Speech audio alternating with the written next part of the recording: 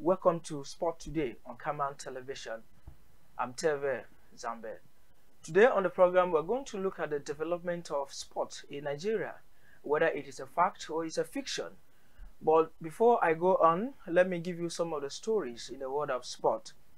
Romelu Lukaku is reportedly closing on a return to Inter Milan following failure to replicate the form that brought him back to Stamford Bridge.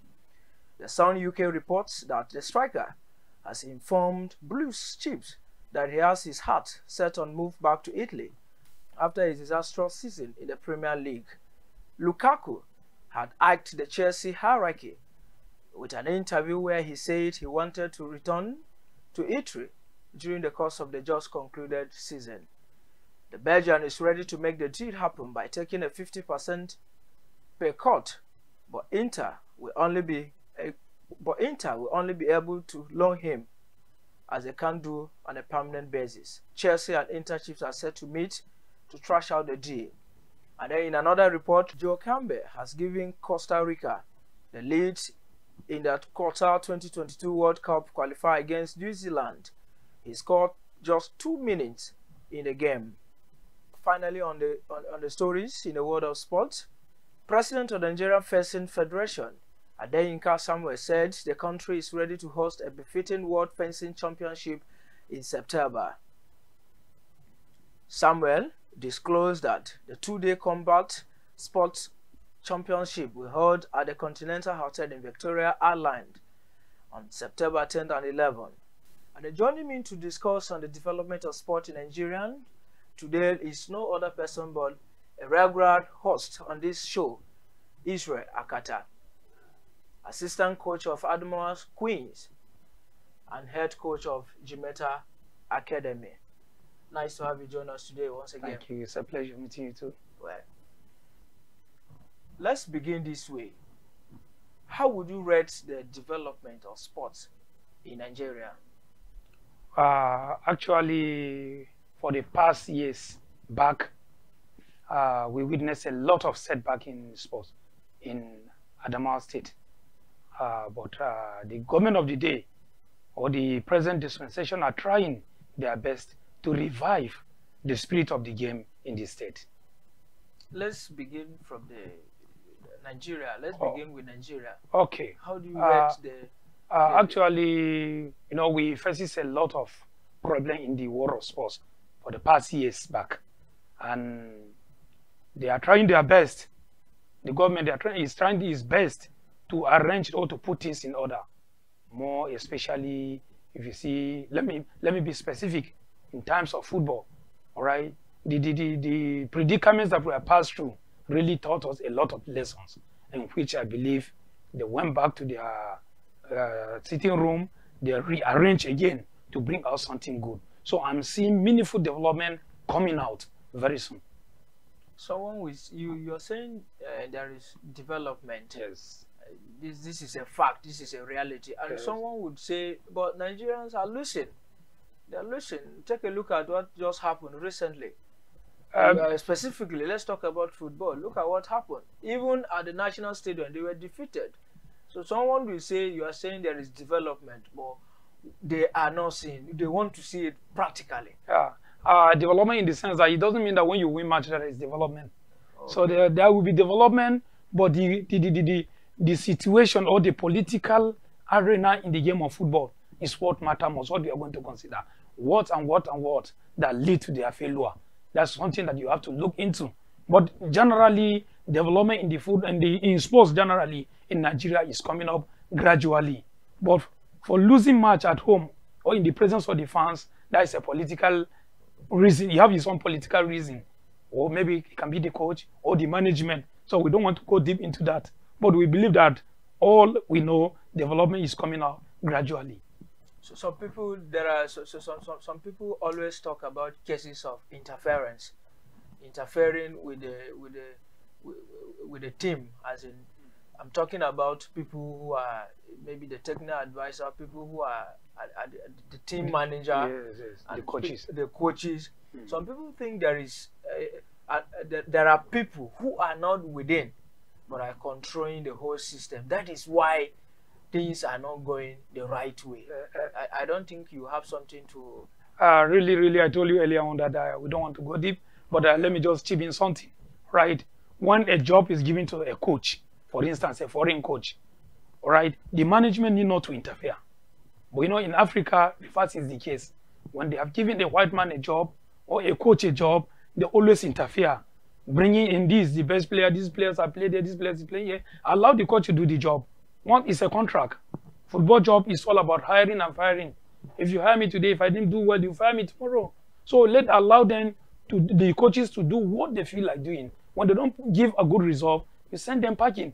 But in Nigeria, as you have said, a lot of things is happening in the arena of our sport, especially football. When a coach is given a job, a contract, for instance, the present coach, Jose Pereiros, the new man that came, it's seen as if there is a kind of a warning because they allow the man to do whatever he feel like doing. He won the match with Sierra Leone. He won the match with Sao Tome just some days back. So that is how it's supposed to be. Allow him to do his job. Allow him to concentrate on what he is doing. Allow him to fill in the player that he believes they are capable to give him result. Not the management interfering. Most of the times, it's the problem that we are having in our national team. The ministers are there, they will bring their own. The senators are there, they will bring their own. The presidency are there, and they will force the players on the coach. Maybe that player is not competent, and they have to impose them on the coach to fill them because they are the one that's contributed in signing the coach. So as such, it really affects our game. Even the last World Cup preparation that we had, I think is the major contributing factor that made us that we could not even qualify for the World Cup. Apart from the political way, what do you think about the technical know-how of some of these coaches? Don't you think some of them lack experience? Actually, a coach of that standard, we cannot say that he lacks experience. All right? We can only say that maybe he's not playing according to the understanding. He's not coaching according to the understanding of the players. Okay, now the present coach now is from Portugal. When he bring in Portuguese style of play into Nigeria, definitely we encounter problem. Understand where I'm going? So definitely you must have to adopt to Africa Nigerian pattern of play if really you want these players to adopt. So, okay, thank God most of them are in Europe. All right, they play in different parts of Europe. The experience is there. The job will be less for him. But bringing in somebody from grassroots, definitely he must encounter a lot of problems, more especially in the pattern of play, the formation that he's going to introduce. Maybe it may be new to the players that are coming up, but those that are playing in Europe, they can adopt. How would you want Nigerian players to be picked? And that also contribute to the underdevelopment of the sport. Lots of people say that. So how would you want these players to be picked? Davis, if you remember the other time we talked about player selection when they lost the match with Ghana, we talk about bringing in players from the grassroots, encouraging them, developing them. All right, that kind of talent hunts must be there. I believe, and I very much believe, in the grassroots we have good talented players there. But the only thing that is the exposure. Even those that are playing in Europe is an opportunity. Most of them are not better than those that are on the grassroots. If you look at our last match, although we call it, they say it's giveaway match, because the Sao Tome and Sierra Leone are not competent, they cannot compete with the Eagles. They are far ahead. But encourage those that are in the grassroots to come out. You will see their best. Most of these players, they play in Nigeria here in the local league before proceeding to Europe. And I believe those are on the grassroots. If you give them the chance, they will do it also. Look at the days of Westerhoff or Amokachi, and all these players are picked from the grassroots for Ranchers BCA before taking to Belgium. Belgium. So equally, if they can give the grassroots players encouragement, they can as well play better, to me. So we are due for a break, but when we come back, we are going to discuss about the development of sport in Adamawa State now. We have talked about the development of the sports in Nigeria, the challenges facing the development. And when we come back from this break, we'll be looking about Adamawa State in particular. So we'll take a break. We'll be back shortly.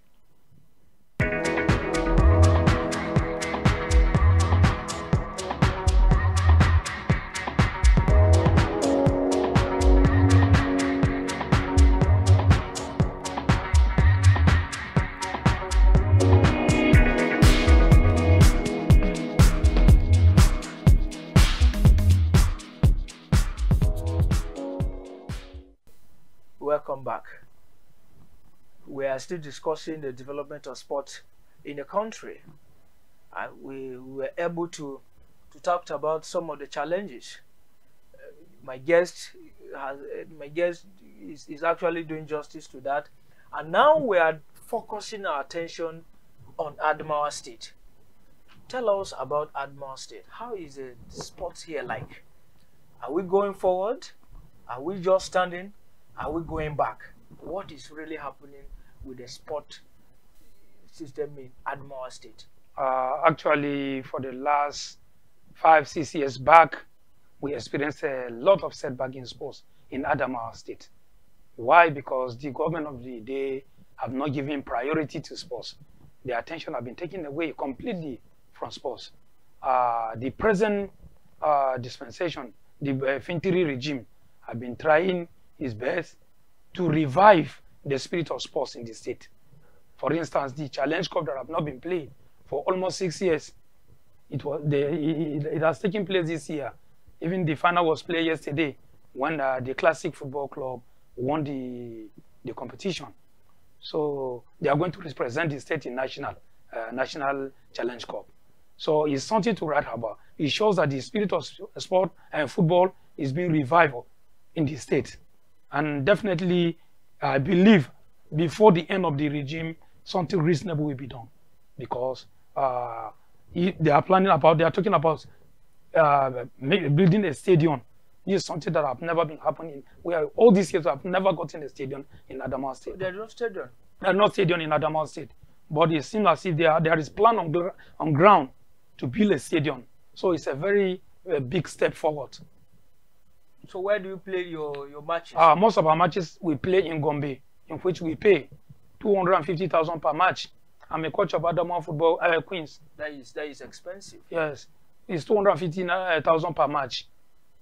So it's a very big money. So definitely we have that problem. I'm playing away from your fans. When you play there, you don't have supporters. You're playing the neutral ground. Nobody will support you. Rather, they prefer supporting the outside team that came. So we have been facing a lot of difficulties in that. But if at all this government we make this to be a reality and build a stadium here, definitely it's going to bolster the spirit of sports in Adamawa State. Apart from the stadium that you just talked about, what are the challenges facing Adamawa State, Adamawa Queens, as where you are? I'm talking of where you are the assistant coach, where you superintend. What are the issues apart from the stadium that you earlier talked about?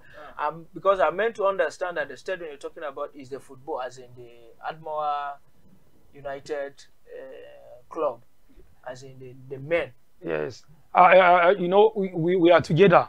Okay. The both men and the female. Okay. All right. Yeah. Okay. So when I say stadium, it means it comprises all the sports that are going to benefit from the stadium. Okay. None of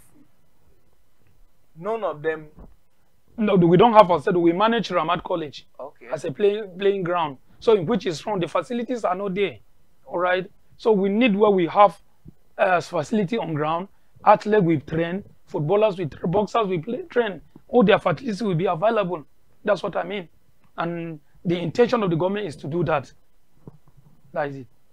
So the intention of the government is to build a stadium. Yeah. So apart from stadium, no challenge. We have a lot of challenges. As you mentioned, Adamawa Queens. Okay, let me talk specifically about Adamawa Queens.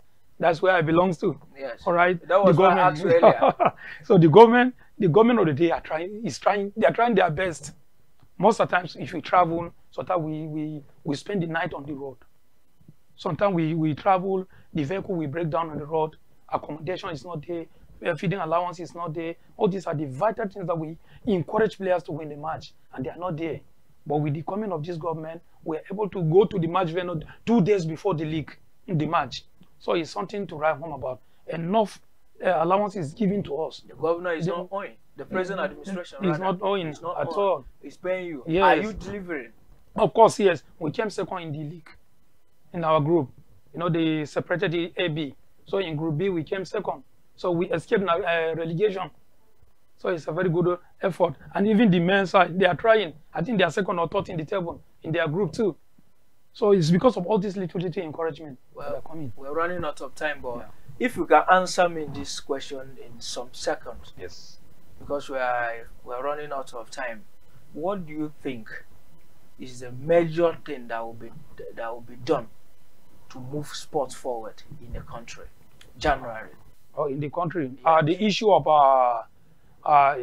encouraging the investors or the stockholders to come in, it shouldn't be left to government alone. Government should not be the one parading the affairs of the game or sports in Nigeria.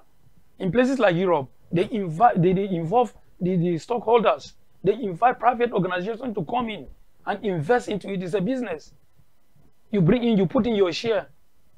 So by so doing, it will encourage the sport. But in Nigeria, sport generally is left to go. They left it completely in the hands of government, and government decide what to do. That's why most of the times we are having problem in our in the issue of sports in Nigeria, where the athletes have been neglected, the welfare have not been paid, and all these things. There is nothing like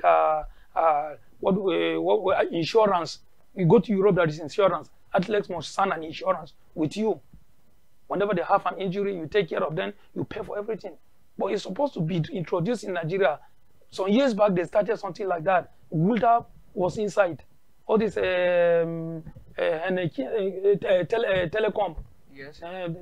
They bought the shares. They're working together with government. But along the road, I don't know what's happened. And all of them just vanished. So for you, spirited individuals and private organizations should come in. Yes, and invest. Help government to move sports forward. Israel Akata, head coach, Jimeta Academy, and assistant coach, Admoa Queens. Thank you so much for coming on the program. Well, that is our show today. Thanks for watching. I'm Teve Zambe. Bye for now. Thank you.